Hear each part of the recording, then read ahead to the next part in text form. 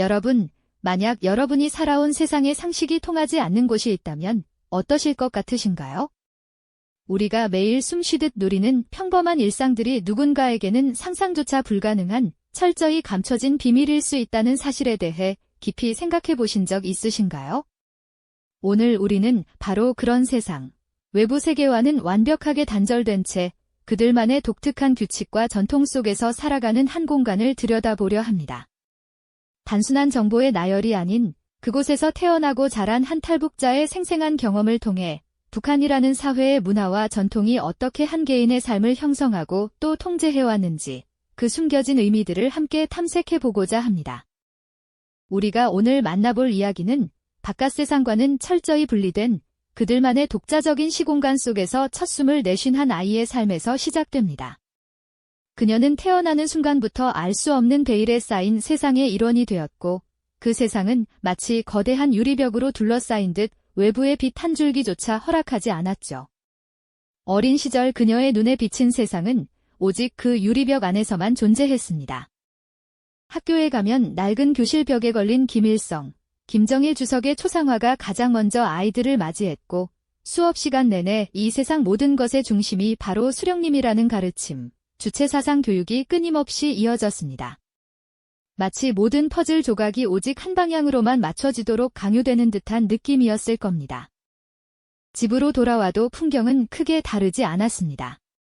모든 가정집에는 어김없이 지도자들의 초상화가 걸려 있었고 이는 단순히 그림이 아니라 삶의 모든 순간을 지켜보는 감시자의 눈처럼 느껴졌을지도 모릅니다.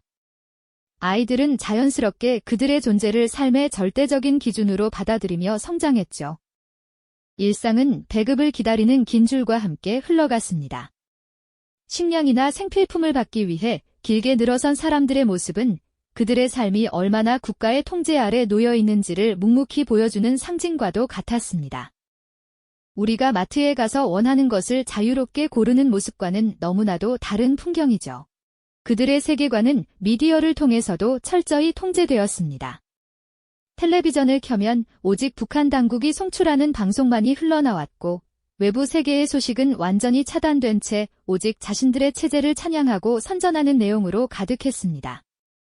다른 나라의 드라마나 영화, 뉴스 같은 것은 상상조차 할 수 없었을 겁니다. 아이들은 그렇게 태어나서 보고 듣는 모든 것이 그들만의 세상이 전부라고 믿으며 자랐습니다. 마치 거대한 연극 무대 위에서 정해진 대본대로만 연기하는 배우처럼 외부의 어떤 정보도 없이 오직 주어진 틀 안에서만 세상을 이해하고 해석하는 법을 배웠던 것이죠.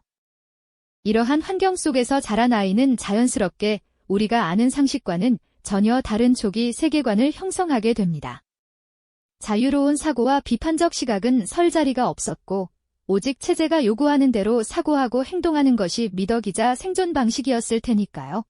그들의 삶은 어린 시절부터 하나의 거대한 이념 속에 깊이 뿌리내려 개인의 정체성마저 그 이념과 분리할 수 없게 만들었습니다.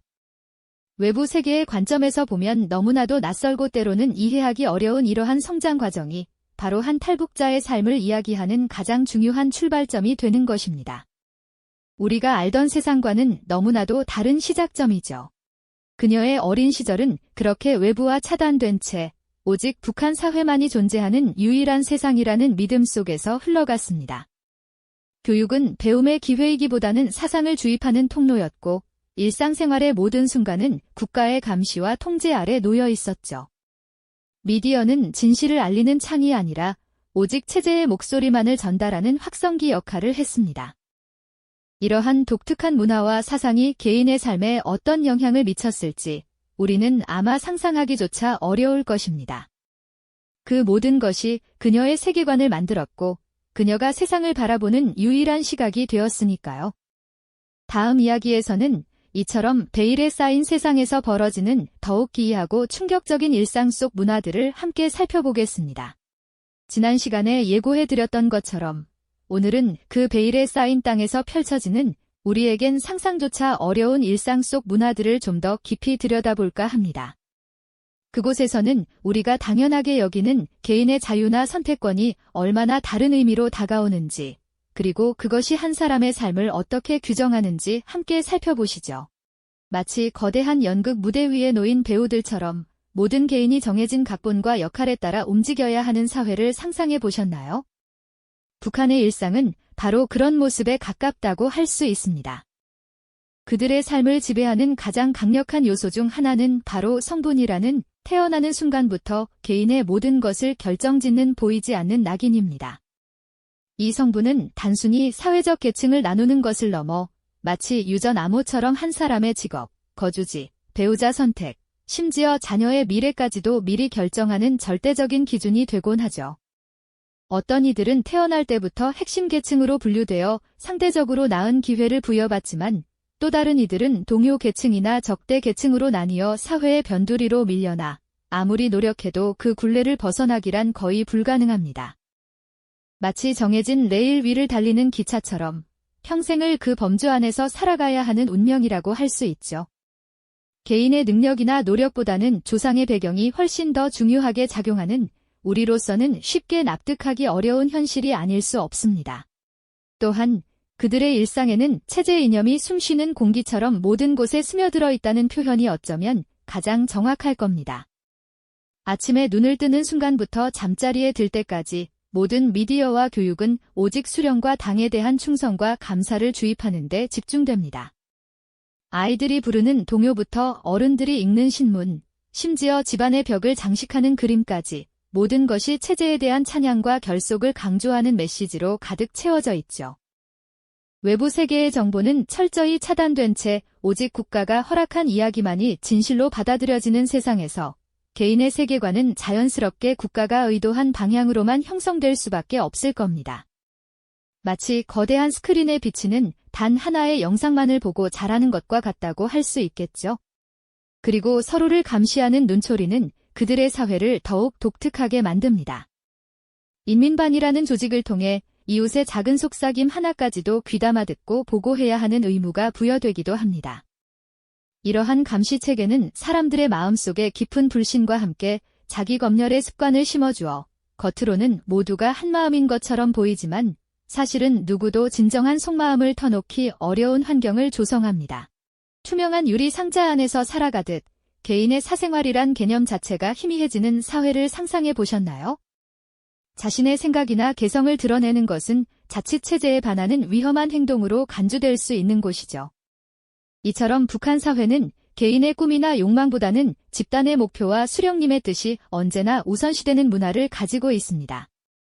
개인은 거대한 톱니바퀴의 작은 부품처럼 각자의 자리를 벗어나지 않고 전체 시스템의 원활한 작동을 위해 존재해야 하는 것이죠.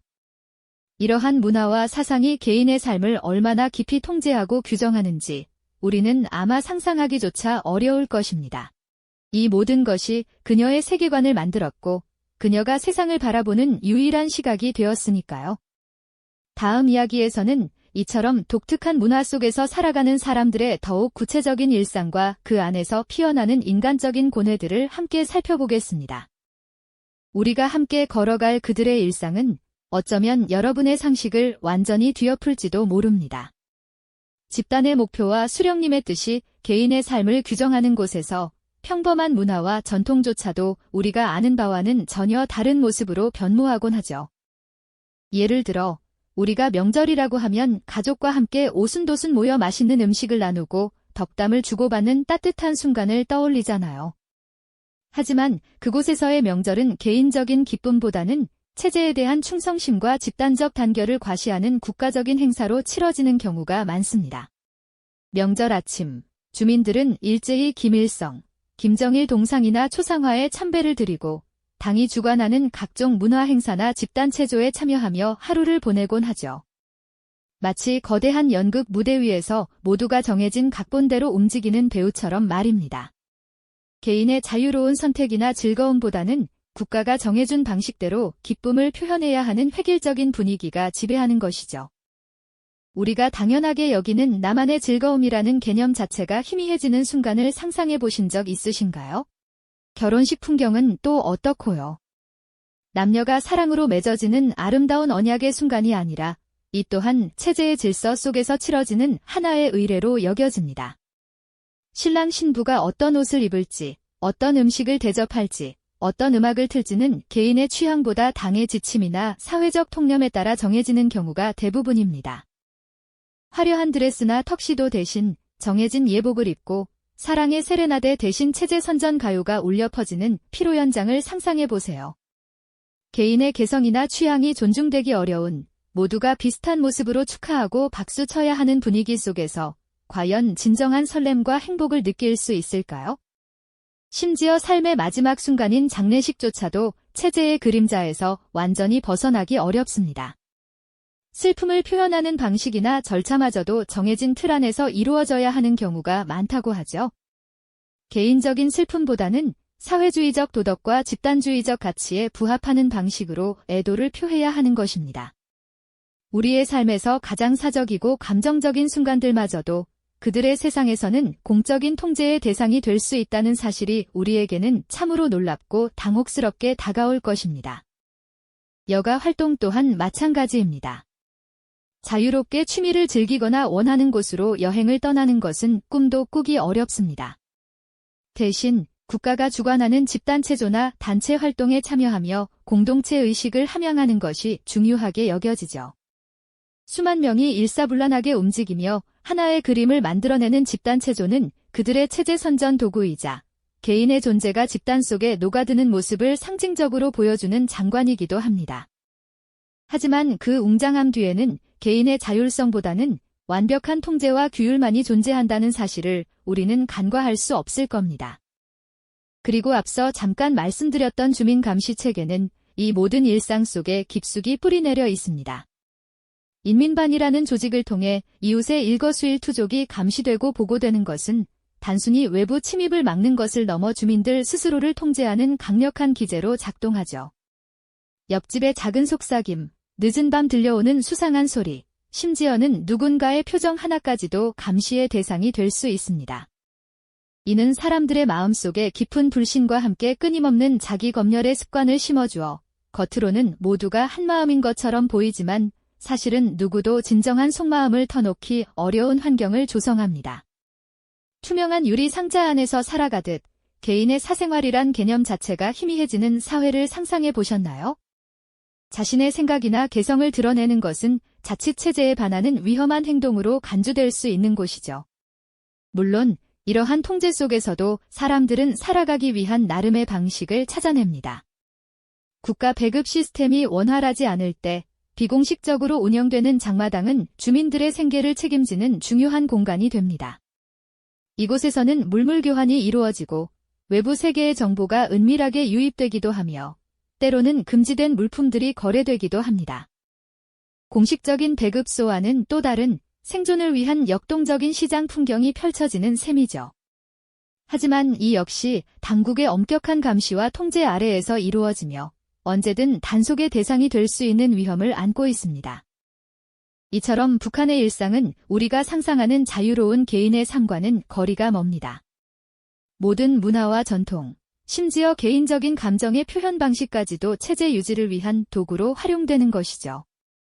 우리가 당연하게 여기는 질상이라는 개념이 그곳에서는 얼마나 다르게 해석되고 강요되는지 놀라움을 넘어 당혹감마저 안겨줍니다. 우리가 살아가는 세상의 상식이 통하지 않는 곳, 그곳의 사람들은 과연 어떤 고뇌를 안고 살아갈까요? 다음 시간에는 이러한 통제 속에서 미세한 균열이 생기고 외부 세계의 다름을 인지하기 시작하는 순간들을 깊이 들여다보겠습니다. 그렇게 통제의 균열 속에서 외부 세계의 다름을 어렴풋이 인지하기 시작한 이들은 마침내 용기 있는 결단을 내리게 되는 것이죠. 낯선 희망을 품고 삼엄한 국경을 넘어선 순간 그들에게는 상상조차 할 수 없었던 새로운 세상이 눈앞에 폭풍처럼 펼쳐졌습니다.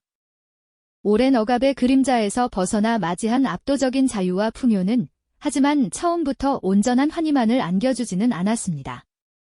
오히려 낯선 환경과 쏟아지는 정보 속에서 그들은 깊은 혼란과 함께 당혹감에 휩싸이게 되었고 이 모든 것이 거대한 문화 충격의 연속이었죠.